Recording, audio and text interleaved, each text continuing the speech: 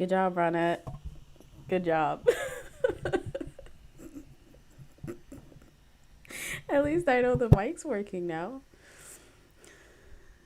Basically, that entire time I was like, I'm not really sure if the mic is working. But you know what? It wasn't.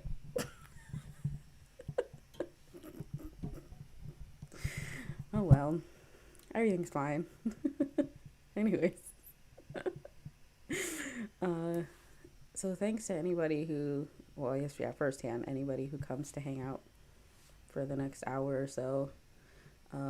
I've been, as I was saying before, it was when I was stupidly not talking into the microphone.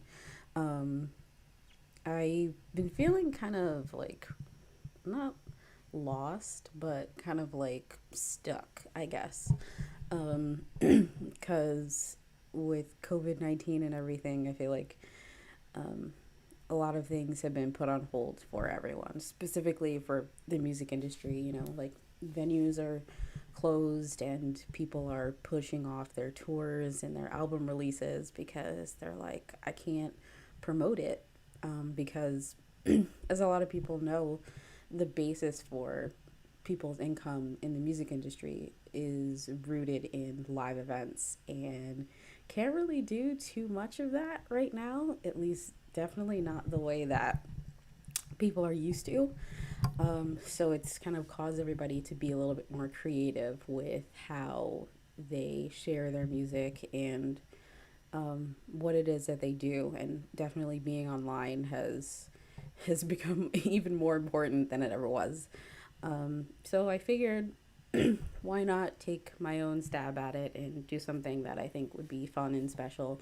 And I wanted to kind of go through track by track my full album that I released a year ago today, which is still crazy to think in itself because I it's always been a dream to be able to do that, and it it actually came to fruition after lots and lots of hard work and having so much help from so many people. I'm just really grateful that I was able to do it.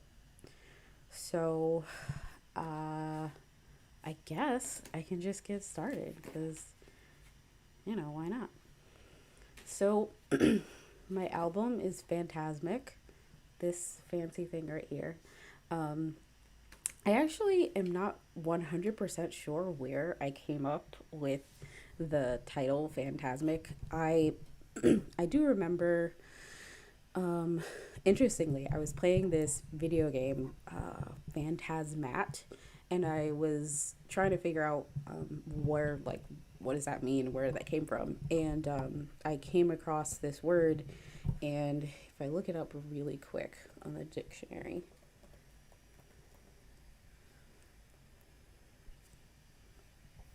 phantasmic is of, relating to, or in the nature of an illusion lacking reality. So it's this kind of this otherworldly, out of body kind of experience. And I felt like that really perfectly encompassed what it was that I wanted to do and still want to do with my music, is to kind of take people to, if not just another place, but to be able to kind of escape from life, and to understand that other people do experience similar things, and that the world, it sucks a lot, but it sucks for most people.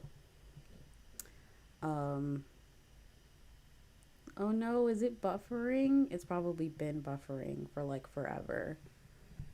Is it buffering? Beans. Oh no, I don't know how to fix this. What do I do? What do I do?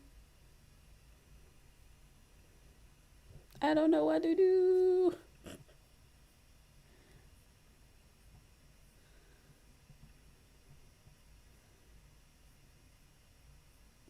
Is it working? Or am I just like stuck? Am I stuck?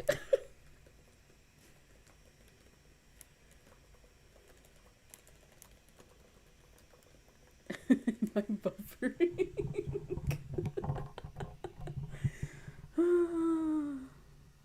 Continuous buffering.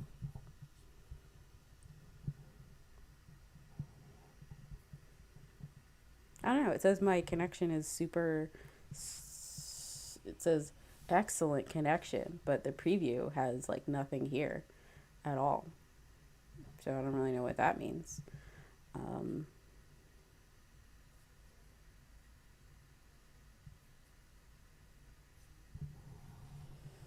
help! If anyone is out there, please tell me if I'm buffering or if I have been buffering for the last like 5 minutes.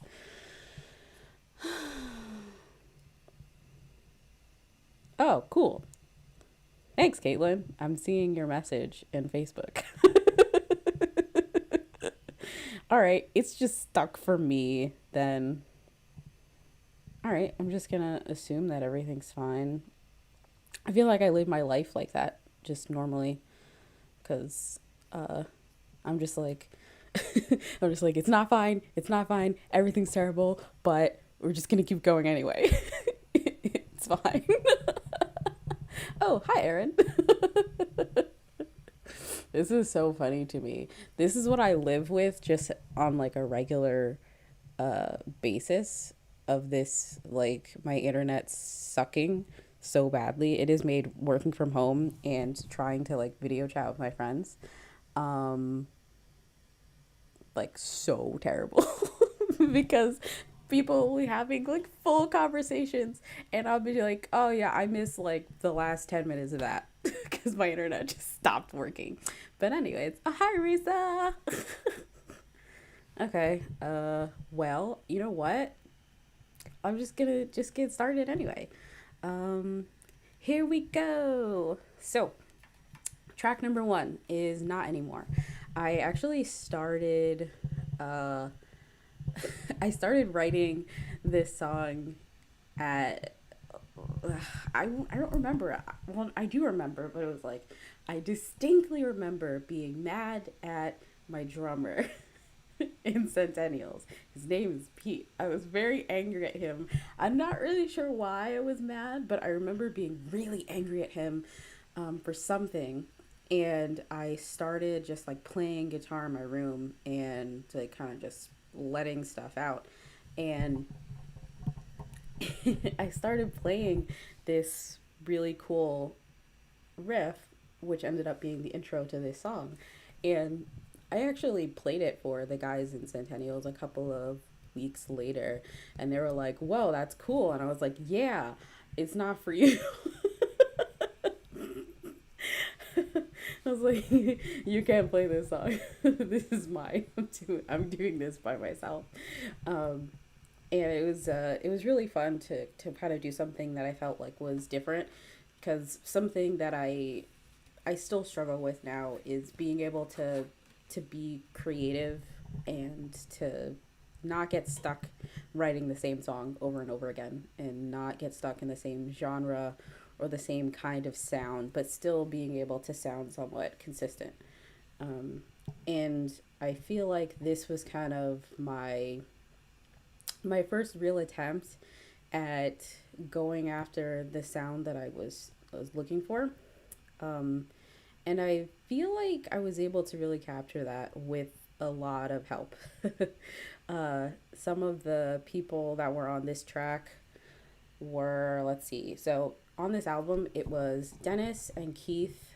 They did bass and drums, respectively, and they did an amazing job. They were basically like my rock this entire process of trying to get this band together and releasing this album and writing these songs. They were really, really there for me when I was really struggling, and they were there at pretty much every practice, which was extremely helpful for me because I was struggling to really get all of these moving parts together, and they were always there, and I really, really appreciate that, and I will never forget that because without them, I would not have a band right now, and I wouldn't have been able to put out this album that I really am extremely proud of. Um, and then there's also the wonderful Ed Hussey. I love him and his wife and his two kids. His little family is the best. Like, I love them so much. They are the kindest humans ever, and Ed is such a character.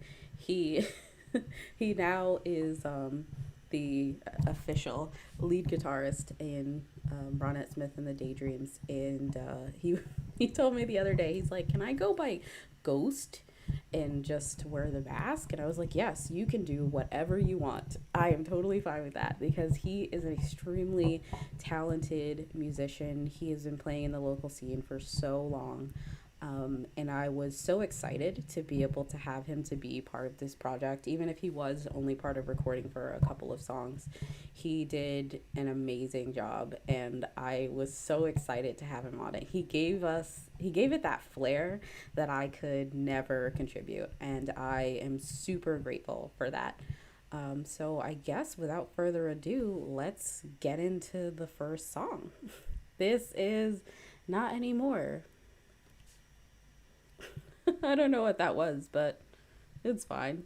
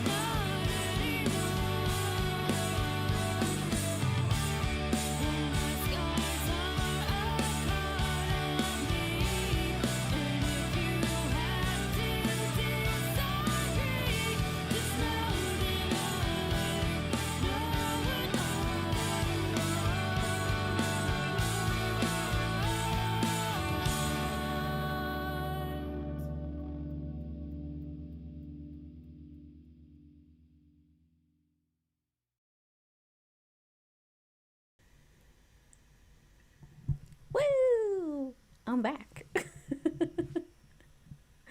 um, yeah, I really like that song. It's super fun to play, and it was really fun to write. It took, I feel like, a while to get it together, but I think it turned out as good as it could have gotten. So, next up, we have Kampai, which for people who are not weebs like myself, means it's a way to say cheers in Japanese. And something that I had written a lot about in my.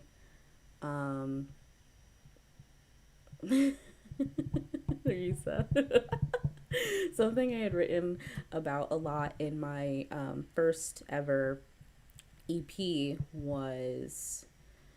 um, was that, looking towards the future, and hoping that things are going to be better, and recognizing right now kind of sucks, but things will be okay. Maybe not immediately, but someday things will be okay. And that was something that I wrote about a lot in my first ever EP, which people could find, but I am not going to tell anyone where you can find it. I'm not going to tell anybody. It exists, and I'm pretty sure it's still somewhere floating around in Bandcamp, but I'm not going to tell anybody the name of it or anything. And this was kind of the root of that original song. The part "Let's have a toast to better days ahead" is a direct pull from some of my older songs. It's really all about that, just looking forward and trying to be positive even when things feel so bleak. And I feel like that's really applicable right now because everything seems to really suck and just feels like it's getting even worse. And I know, especially for someone like me who struggles with mental health issues, it is really important to be able to have that, I can't say positive outlook, but that, I don't know, that hopeful outlook on life, that things will not always be as sucky as they are, and that things will get better, and things are not always going to be as terrible as they might feel in the moment. And I really hope that I expressed that as much as I could on this song. Um, I had another guest lead guitarist on this song, Max Pfister. We met a while back when I was actually auditioning for his band. I didn't get in his band, but we did still kind of stay in touch. And of course, he was still around in the music scene. And I knew that I wanted him to be part of this project, because his musicality is incredible. He's an extremely talented human. He's very kind. I feel like he's from a completely different world than the one that we all live in. And I appreciate him for that because I think he brings a lot of really interesting things to the table that I never would think of. And he did a great job on this track. So without further ado, this song is called Kampai.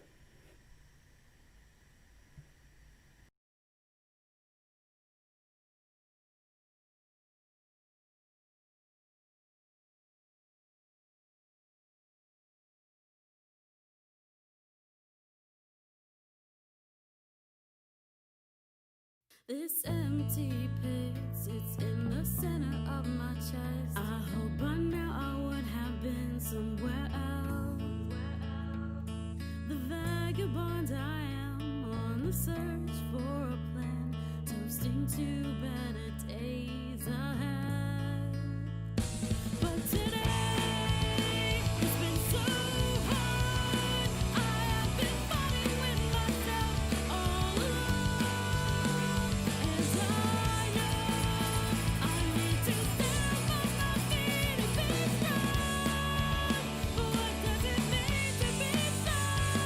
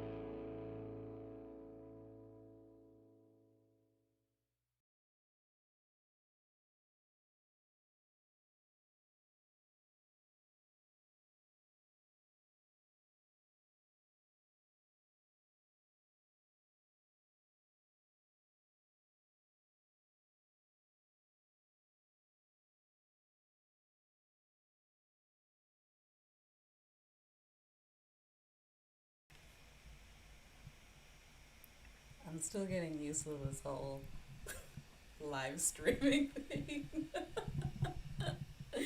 I took a nap today and I went downstairs to go get my laptop because I woke up and it was like 4:30 and I was like, oh crap, I haven't set up anything and I don't know what I'm doing.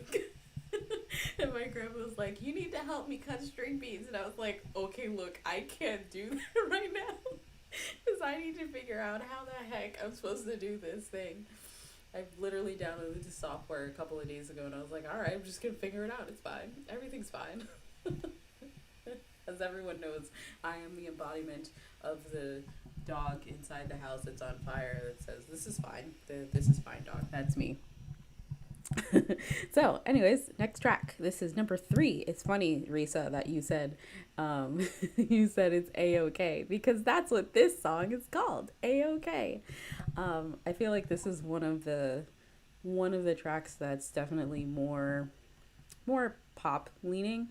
As a lot of people know, I listen to a lot of different kinds of music, from pop to not so pop. I mean, even today in the car, I was just listening to, I had my Apple Music on shuffle, and I was listening to Baby Metal and Ariana Grande, and I feel like that's it's a very good representation of how different my musical tastes are. I just think a lot of music, especially if it comes from the heart and it's intended to make other people happy, I don't see that there should be a problem with other people being able to enjoy it.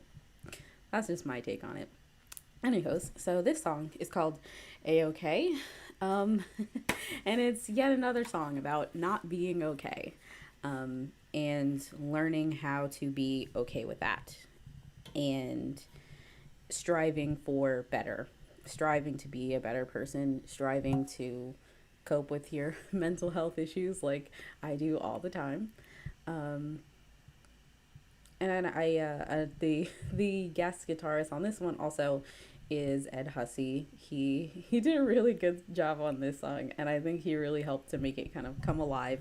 He has that ability somehow to just make everything a lot more exciting and a lot more interesting than it was to begin with.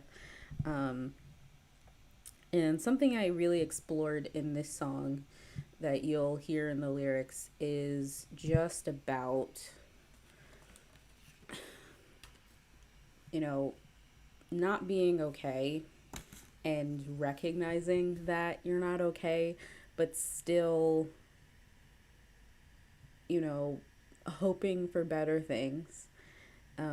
It's really hard to do that kind of thing when you don't, at least when you're not mentally in that kind of space. It's really hard to pull yourself out of that thinking and that thought process. And I think that's something that everybody would really benefit from being able to just be able to take a step back and look at the larger picture of things, and really assess what it is that you want to do and what's best for you in your life, and to not feel guilty or ashamed for feeling not okay, because everyone gets that way sometimes, and that is part of being human. So this song is called A-OK.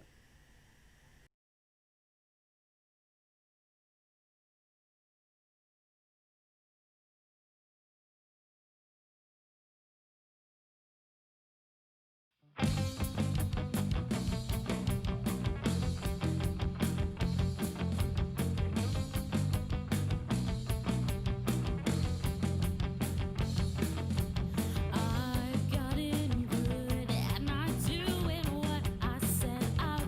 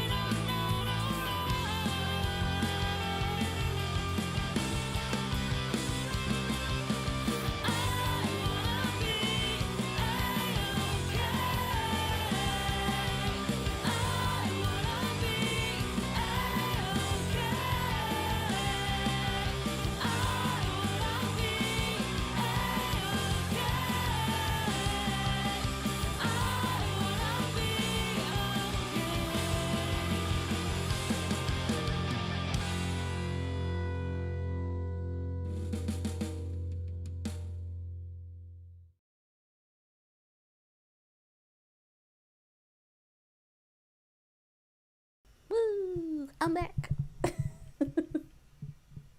So, next song is The Blue Pill. And of course, this is not about Viagra. Just gonna clear that out immediately. Not about Viagra.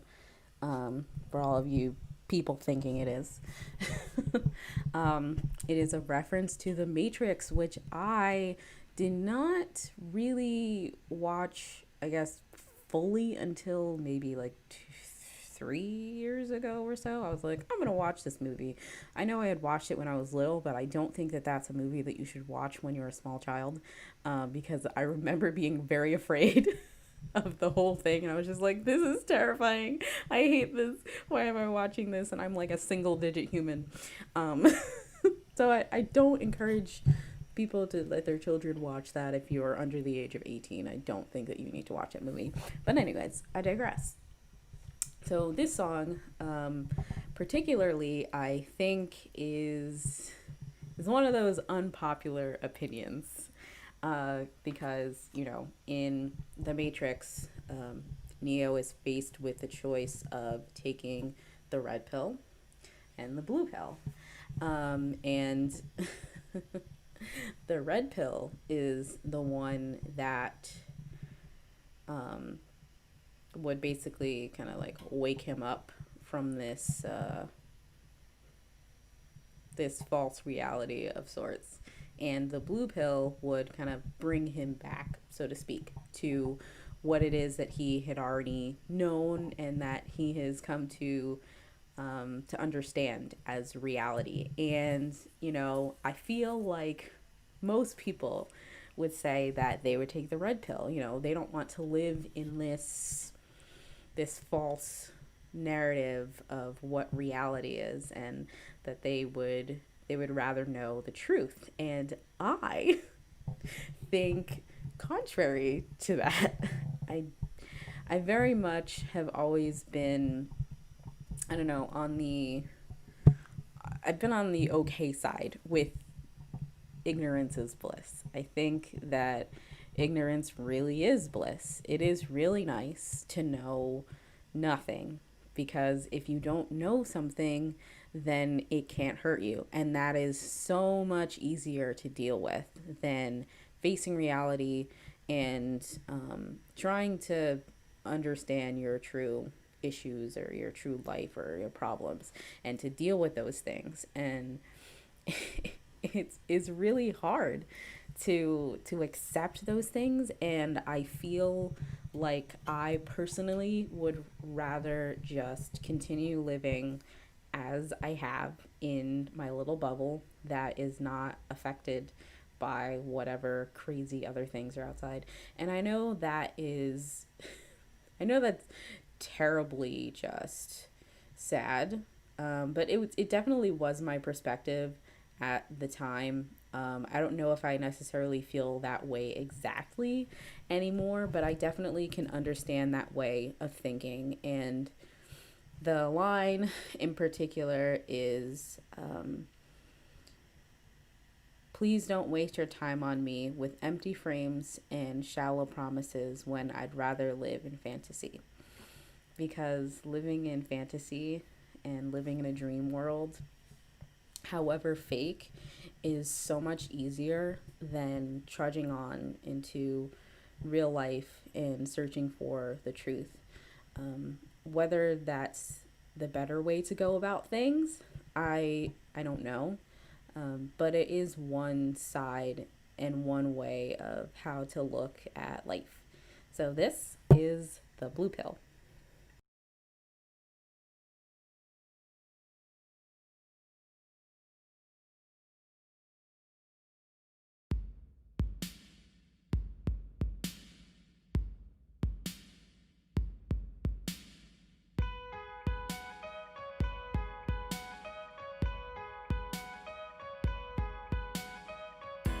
The ghosts of my decisions are coming out together.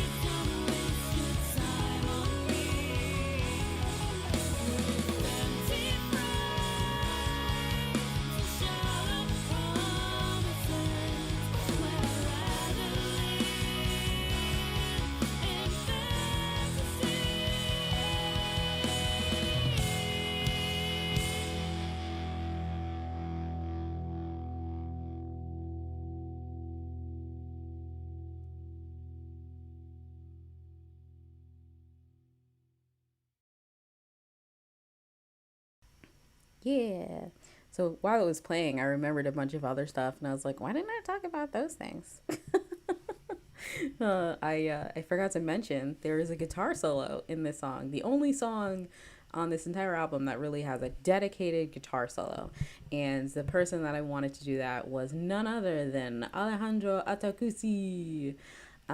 He is so talented. If you don't know who Alejandro is, you really need to get up on that. He is such a talented guitar player. Like I whenever I would see him play in the many bands that he's in, he has always been like an incredible musician that I have like I really aspire to be as great as he is at guitar. Like his fingers move and I'm like, how are you? How does that even humanly possible? I don't understand.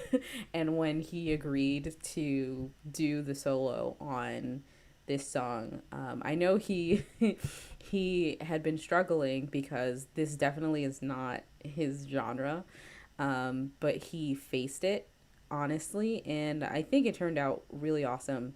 He contributed his own flair that I think was perfect for this song because this is the only one that had um, electronic drums and it was a lot heavier than the other songs.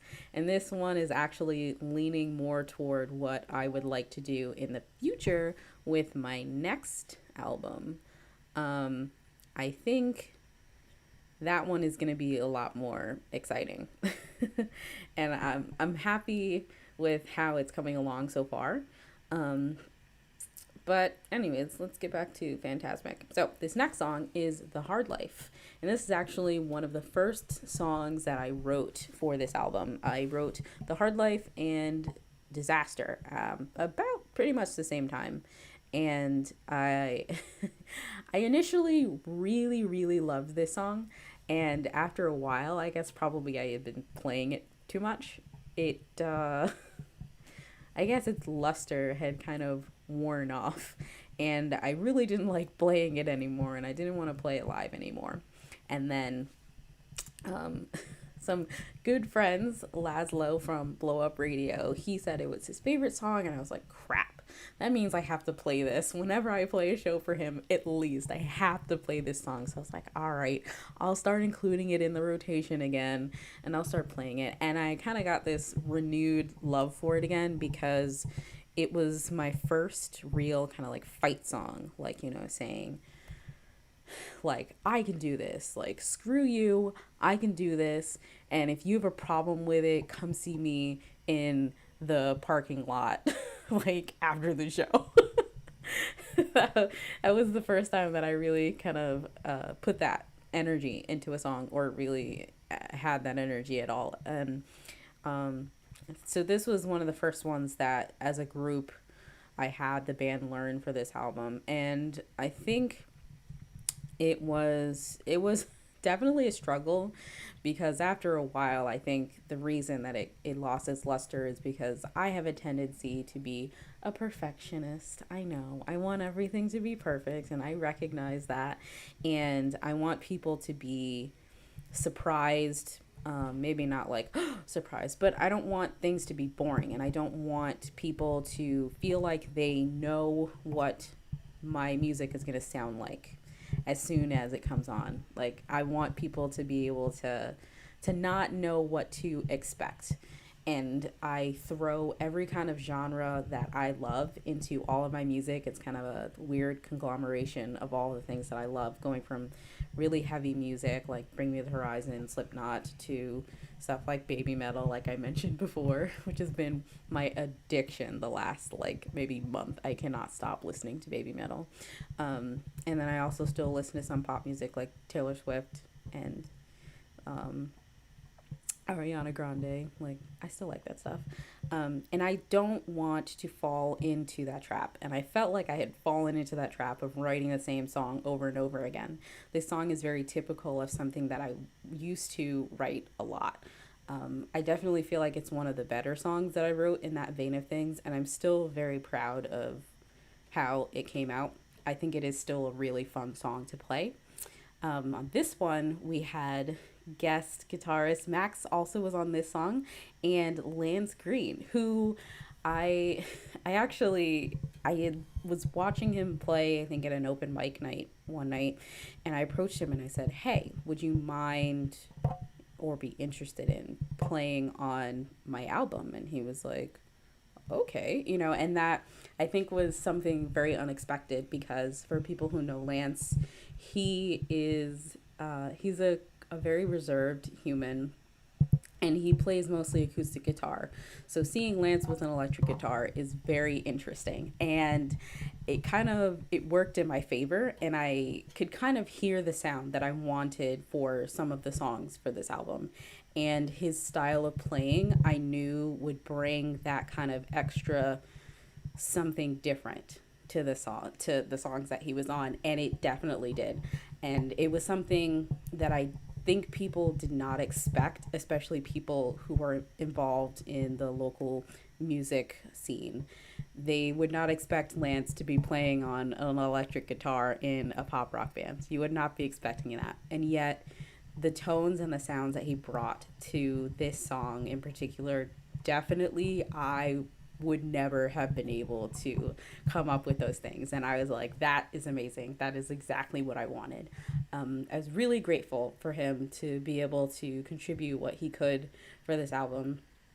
His relationship with the band was short lived, but I am so glad that he was able to be part of this project because it really turned out better than expected. And it was really the first time that I was able to really put out something that I felt was close to what I wanted to represent me in terms of music. So this wasn't Centennials. This wasn't Ronette is the lead singer of Centennials. This is just Ronette, and this is Ronette's music. And I couldn't have done that without you, Lance. So thank you so, so much. So this is The Hard Life.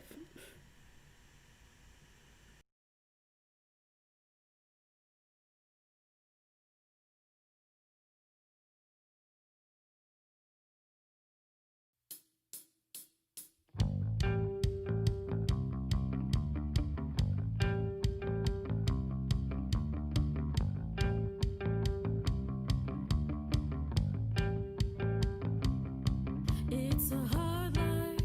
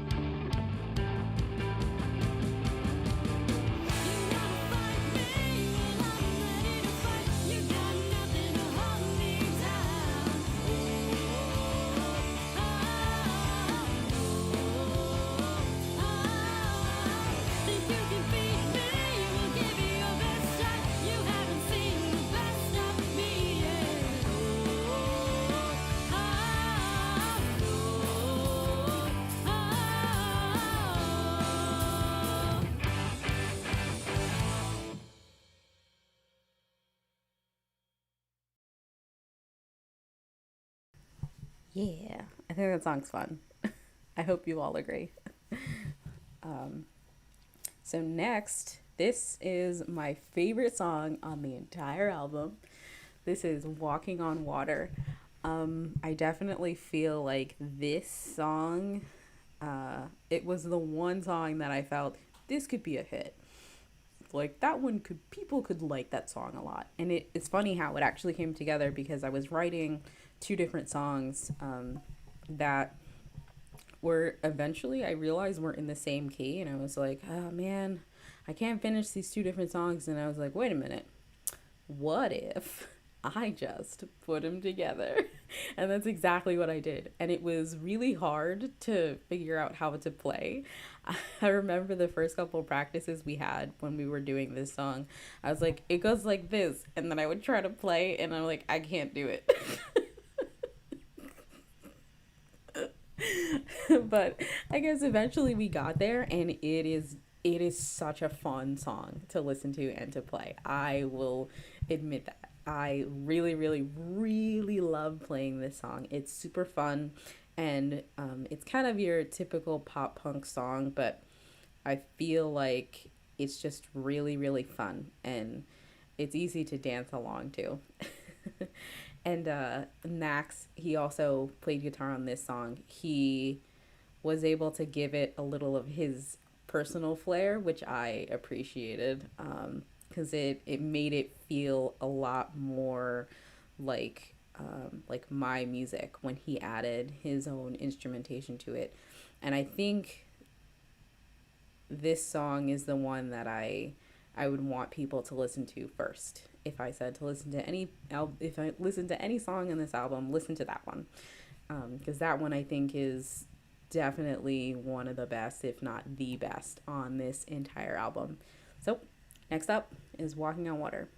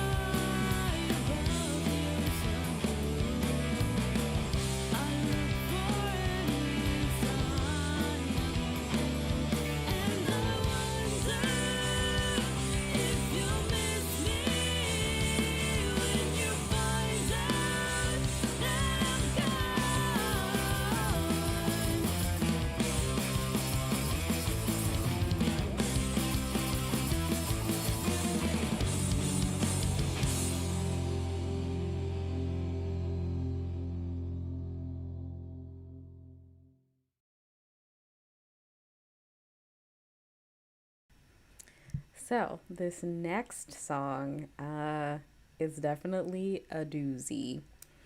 This song is called Same, and it stems from an experience that I had with my other band, Centennials. We were playing a show um,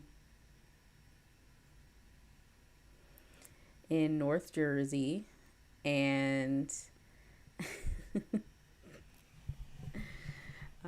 a little bit before we were supposed to go on, I overheard some. I actually don't even know who it was that was having the conversation, but I heard some people talking about me because of the color of my skin. And I won't go into detail about it. I won't mention the place that it was or any of that.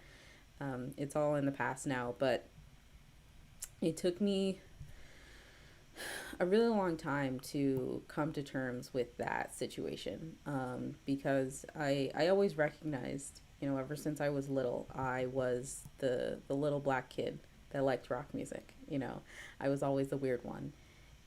Even my family would always make fun of me for that. Like, why do you listen to that white people music? And you know what? I kind of I accepted that that was how my life was going to be. That people were going to think I was strange because I wanted to do something that was against the norm and against what I am supposed to be doing. So at that point, after I had heard them talking about me, I was emotionally distraught, but I knew that we still had to play at the show. So we played, and we played the worst show I have ever played in my entire life. And I have played some pretty bad shows, and I've played to no one before, and I've played to a lot of people before. Um, and that was one of the single worst experiences of my entire life because it was very real at that point, that people were judging me because of something that I have no control over whatsoever. Like, I can't change the color of my skin unless I want to go and bleach it. And quite frankly, that's not very healthy. So I don't encourage people to do that. Um, and it took me a really long time to be able to express how that situation and that moment made me feel. And that was the result of this song. And, well, sorry, this song was a result of that. um, and I asked one of my lovely friends, Siobhan Ricci, if she could sing on this song. And when she said yes, I literally started crying. I was so, so excited to be able to sing with this extremely talented human. Her voice is like it descended from the heavens. It is so she's so talented, and like it really makes me really kind of excited to be able to associate with someone who has such an amazing presence and such power. It was like a dream come true. When we were in the studio recording, I was with Ryan. He is the one who mixed and recorded our album from Whale House Studios. He was like listening to her, and I was like, yeah, I know, right? I know she's really good. Like, you don't have to touch her voice at all. You can just leave it exactly as it is. Like, no editing whatsoever needed. And it really was a dream come true to be able to do something together with her. And I'm really happy that I was able to express myself in the way that I know best, and that is through music. And to say that, this one instance, and I know many more instances like it are to come, they're not going to keep me from doing the things that are most important to me. And it's not going to stop me from creating the music that I want to make. So, without further ado, here is Same featuring Siobhan Ricci from The Fuzz. By the way, you need to check them out. She is incredible. And after you listen to this song, you'll understand why.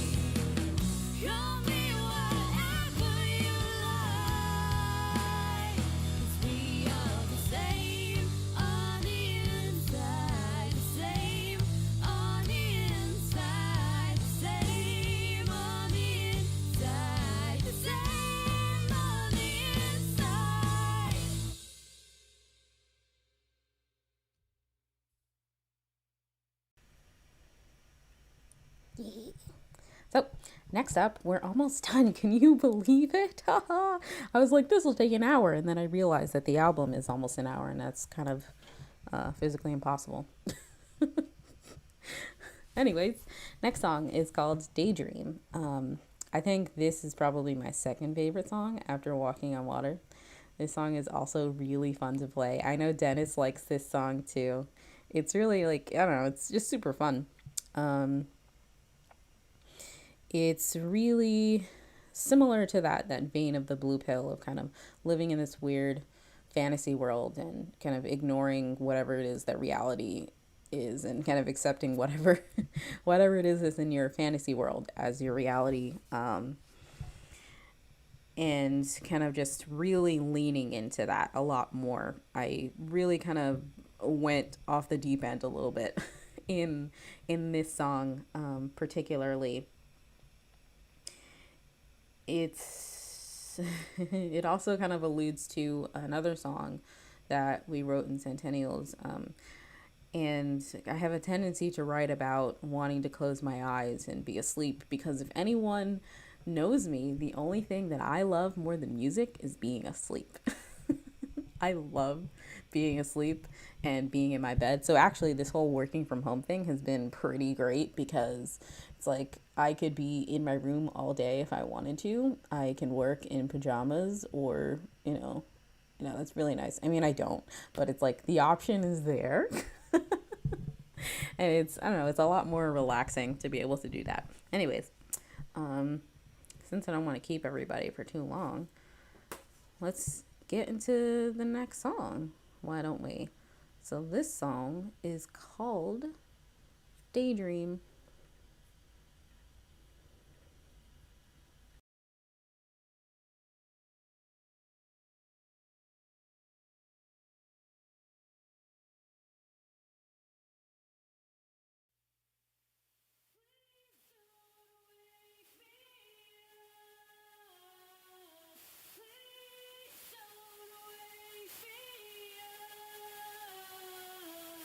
I built my castles high and leave my hopes in clouds. If there's a future that's better than the now, I'd like to travel there somehow. Do you know what it's like? To feel the failure, examine it with every step you take. Your time and walk across the glass, hoping that your dreams don't shatter like they did in the past. When I close my eyes and pray, I find solace in my sleep again. Feel the ache when it's all just a dream.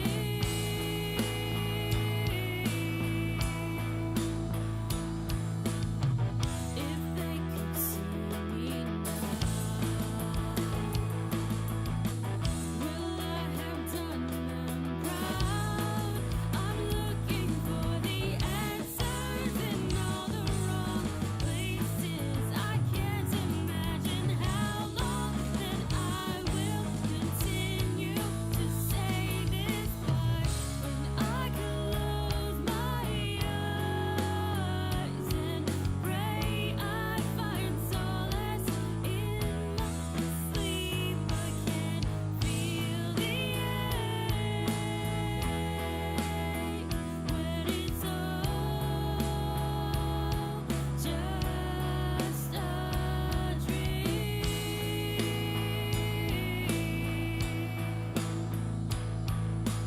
Please don't wake me up. Please don't wake me up. This is the hardest part. Trying to face the day when that's ready to dance again.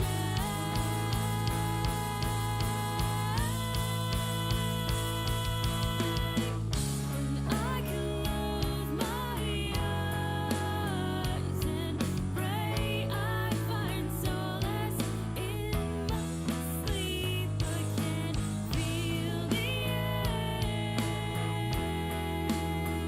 but it's all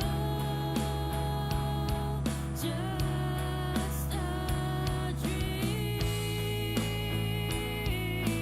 Please don't wake me up. Please don't wake me up. Please don't wake me up. Please don't wake me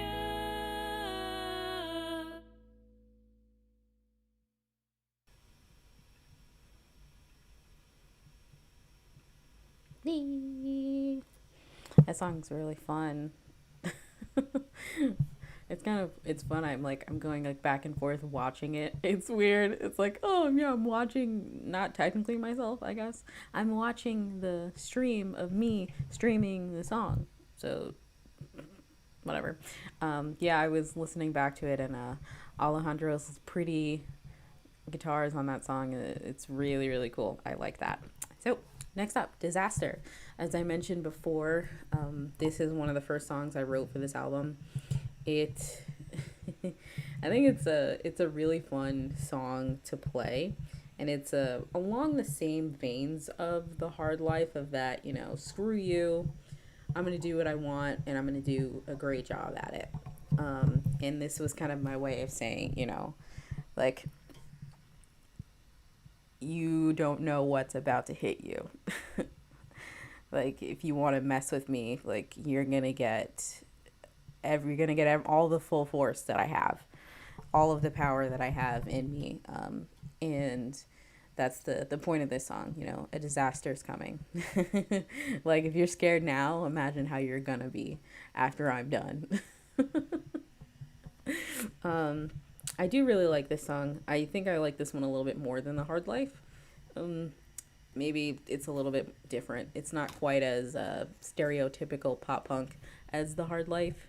And I also I had a lyric video done for this song too. And I think that turned out really well.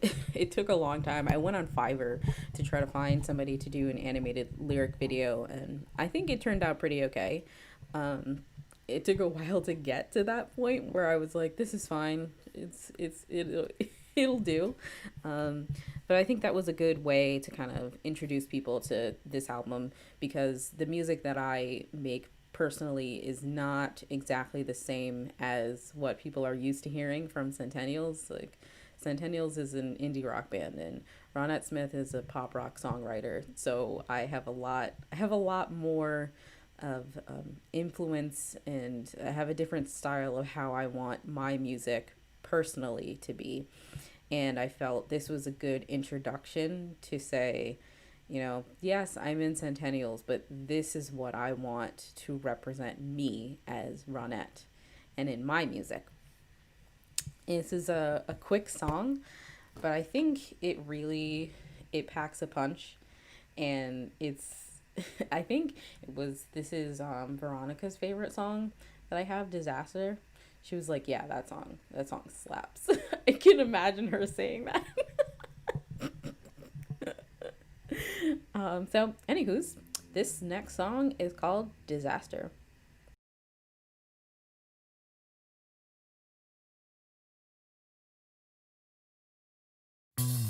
You're gonna hit me when I'm down. You're gonna turn my world inside out. You're gonna hit me like I've never been before. A disaster's coming. Hit the floor, get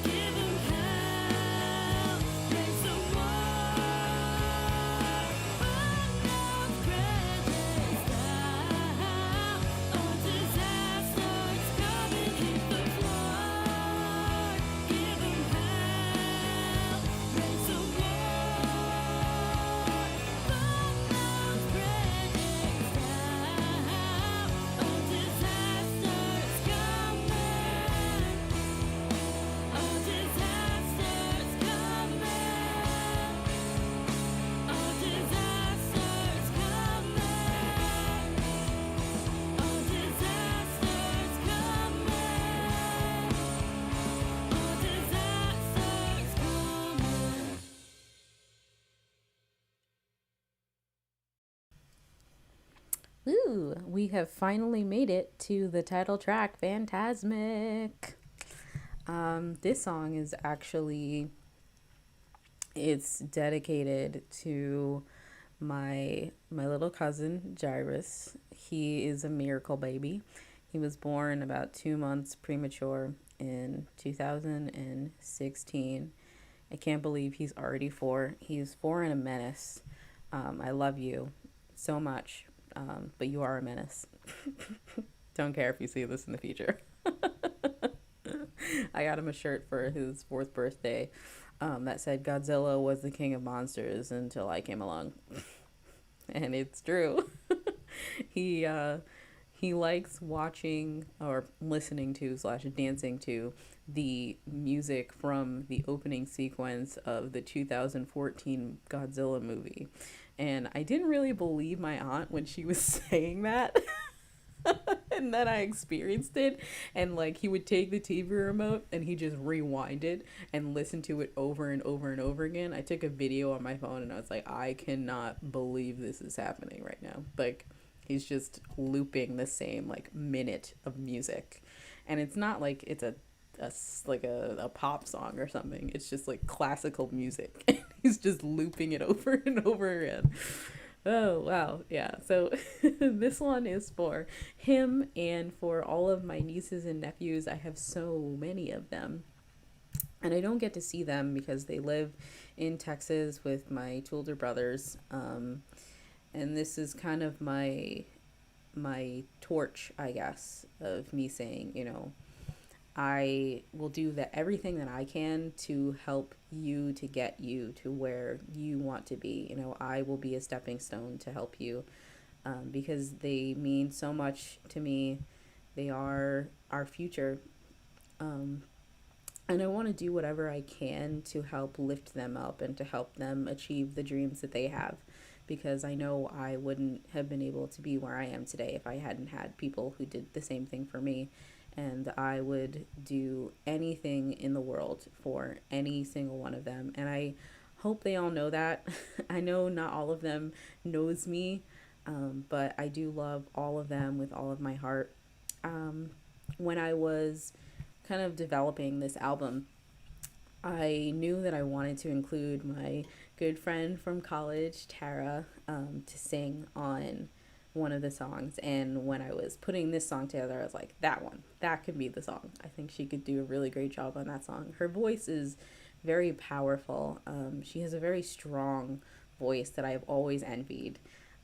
In when we were in college and I was trying to put a band together, I wanted her to sing because I have always been insistent that I have a terrible singing voice, and I was like, I need someone else to sing for me because I can't sing. And I chose her to do that, and she definitely she definitely brought a lot to the table, and her voice was it was something that allowed me to kind of help to explore my abilities in songwriting, because now I was kind of trying to write songs for her voice instead of just writing songs in general. And I think that was really helpful in a learning process of writing songs just as a person, being able to write music, not just writing whatever sounds good, but knowing things that might be suited particularly for a person's voice. So that was a definitely a good learning experience that I appreciated. And I was really happy that she agreed to sing on this song. And I think it was a really good fit. It was a great place for her register. And I'm really glad that she was able to make it work and to get onto this record. Next up is Phantasmic.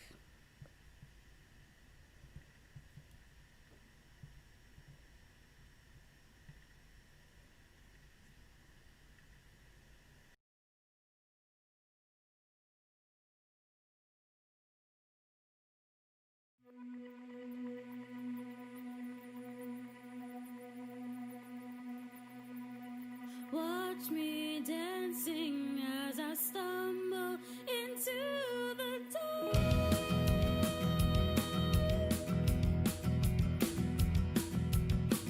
I always felt I had so much left to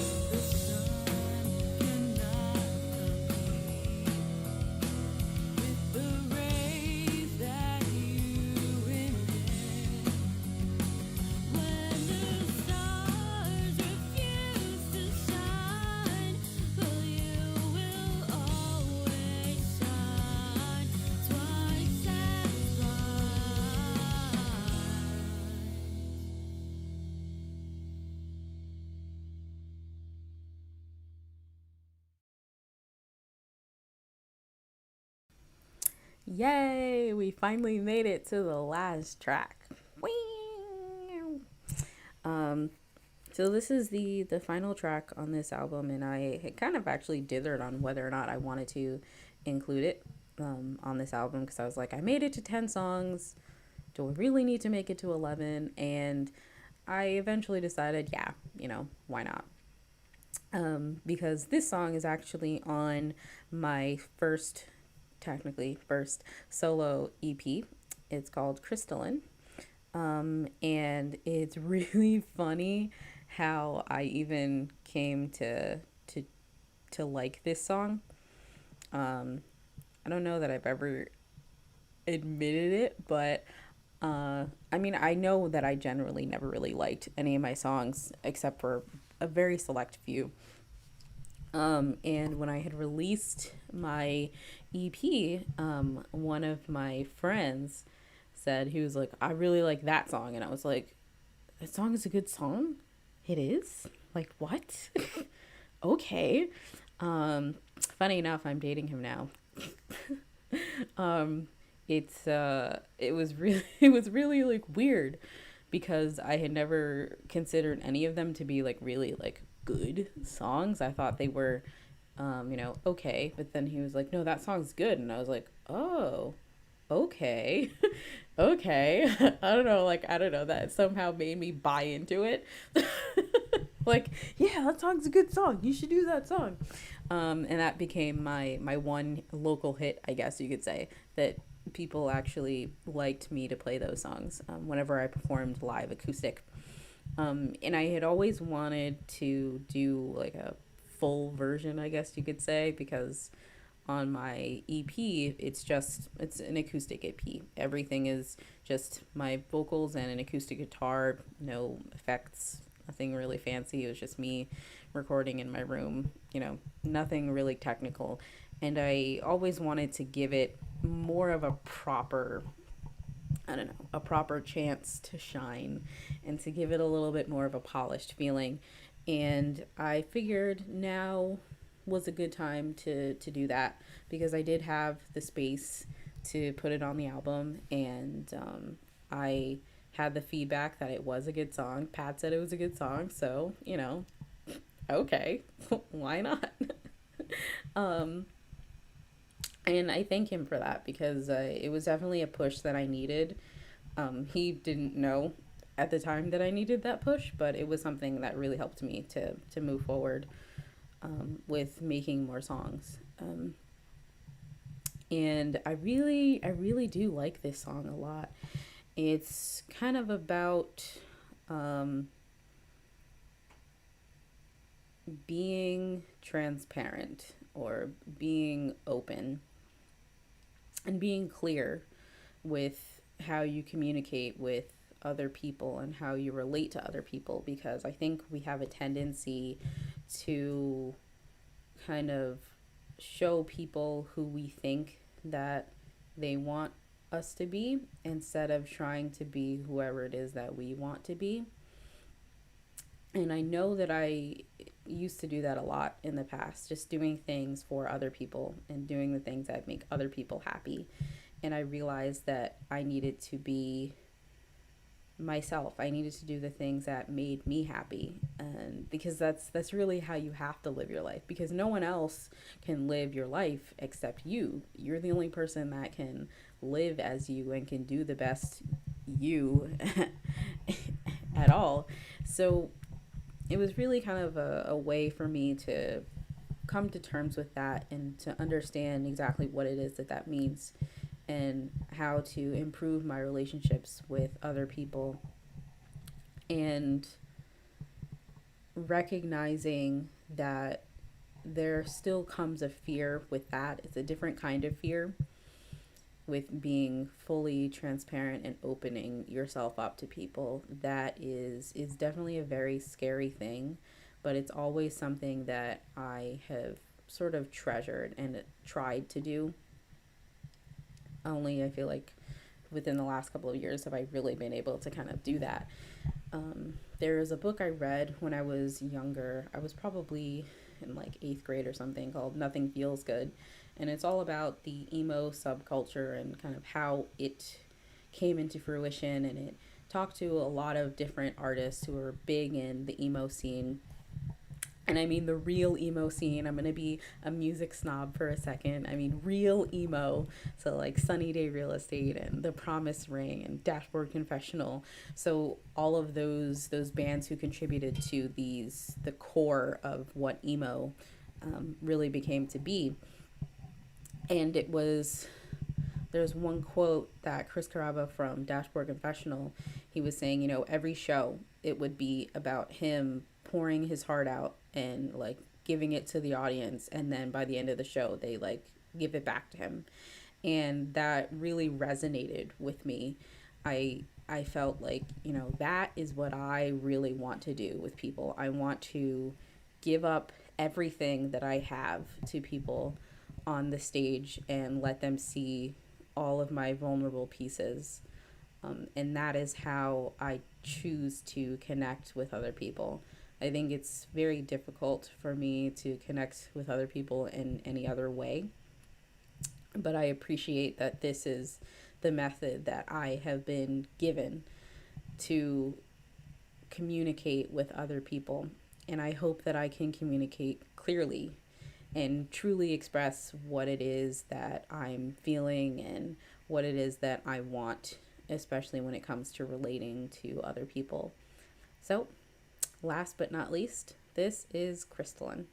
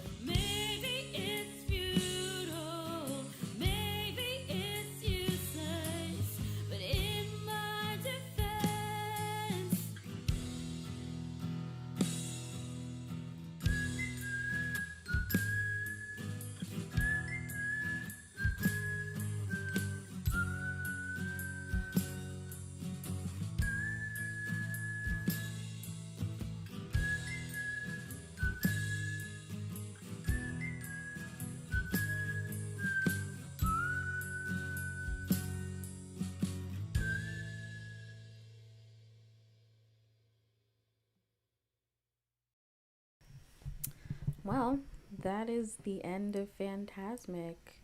I just want to say thanks to everybody for hanging out with me for the last almost 2 hours. Can you believe that? I have not talked that much in a long time. I'm not exactly a person who likes to talk a lot. But I wanted to do something to kind of celebrate the 1 year anniversary of releasing something that was so important and pivotal in my life, and to tell everybody about, a little bit more about what it is that helped to create this thing. It took a lot of hard work and a lot of people to get it to where it finally ended up. And I appreciate every single one of them, all of my friends and my bandmates. Like, I could not have done this without your support. um, to the Lucky Seven, you know who you are. You are some of the most important people to me in my entire life, and I love all of you so, so, so much. I could not have gotten to be here without all of you. And to my family, thank you for supporting me and listening, letting me listen to my loud, angry rock music, even though you didn't like it. I mean, I was gonna listen to it anyway, but I've been really lucky to have people around me that support me. They may not agree with me exactly on how it is that I want to live my life and the choices that I have made, but they have all supported me otherwise, and I would not be where I am without those people. Um, I also want to thank Ryan from Wild House Studios for recording this album. It took a lot longer than we anticipated, but I was very happy with the final outcome. I think this album is a good representation of where I was at the time as a songwriter and as a person. And I hope that the next one will show people even more of what I am truly capable of when it comes to creating music. I hope that I will be able to play shows soon. Question mark. I'm really not positive about that. I'm looking more like 2021 probably. I read an article the other day. I think it was on Music Business Worldwide, where this guy was like, "Don't expect tours until 2022," and I was like, "Yeah, yeah, I hear that. That's probably true," which is sad to think, but something I do want to offer up to everyone, because I know everyone is struggling, because this is a completely unprecedented time right now. This is this is not something that happens like often. Last time it happened, it was 100 years ago. So it's not something that is always happening frequently. And I think now is the time for people to truly assess and take a step back and to figure out what it is that is the most important to you in your life, and what it is that your goals are for whatever they may be, whether at work, whether at school, or just in life. I think now we have all been given this moment of pause. However terrifying as it might be, it is still a good moment to reflect and to understand exactly what it is that you want as a person, and what the steps are that you need to take to achieve those goals that you have, because this kind of chance isn't going to happen again. You're not going to have the time to stay at home and be with your families 24/7 as much as we have right now. So I'd like everyone to take advantage of that silver lining that this moment has given us, and to really put ourselves out there and to do everything that we can to be everything that we want. If there's something that you really, really want to do, now is the time. Later is not the time to say, to try to do things that you want to do. Right now is the perfect time for you to do that. And I really hope the best for all of you. I really think that I have been lucky to be surrounded by some incredibly talented and wonderful people. And I am so forever grateful for everything that I have been able to accomplish with my music at this point in my life. I am 27 years old at this point, um, and I hope that I can only grow as a musician and share my music and my growth as a musician with as many people as I possibly can. So, anyways, thanks everybody for hanging out with me, and listening to me ramble about my music. It's something that has always been very, very important to me. And I have been wanting to I don't know, to get to this dream. This is something that I've had since I was very young. I was 11, 12 years old when I decided that I wanted to be a musician as my full-time thing. And I feel that I am so many more steps closer to that reality than I ever have been before. And I hope that I can keep all of you surrounding me and by my side and coming along for this journey. I appreciate every single one of you, and I hope that this pandemic ends sometime soon. Question mark. Anyways, I'm real me again. Right. Anyways, thanks everybody. I'll catch you on the